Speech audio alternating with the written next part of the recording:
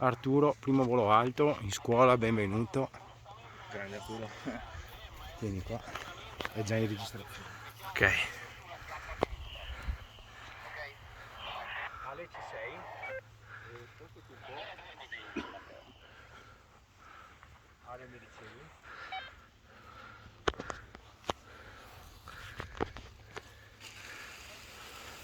Sì, ho pronto Arturo. Ok.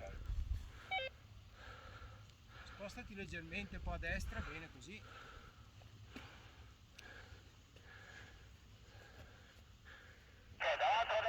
Chiudi un po' i gomiti. No. Apri bene le mani. Vieni avanti Arturo, vai. Vai così. Vai. Pieno. Tienila così. Bravo. Cacchio che grande. Grande. Ora alza bene le ginocchia. Ancora Matteo, vai, anda pure. Come una mano destra, prendi il freno sotto il petto per stare più di mani e con la mano sinistra si destra sul bravo. Finisci questo e poi vai verso il campo di rugby. Molto bene Arturo. Prima un sol seduto bene, rifacciamo la manovra. Se sei a posto, sei comodo, infatti giriamo un po' finestra, ora continuiamo ad andare in direzione verso la ferrata. Dov'è la metà?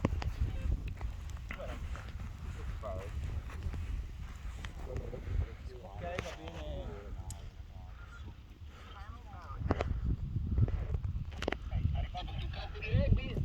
Ok Arturo, devi il pilota che devi fare per te.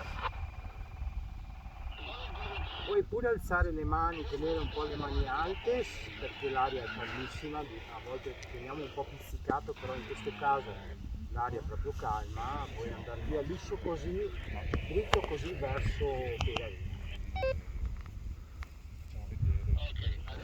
Ok Arturo, vai tu, il pilota mi sente a te. Lascia correre, va bene?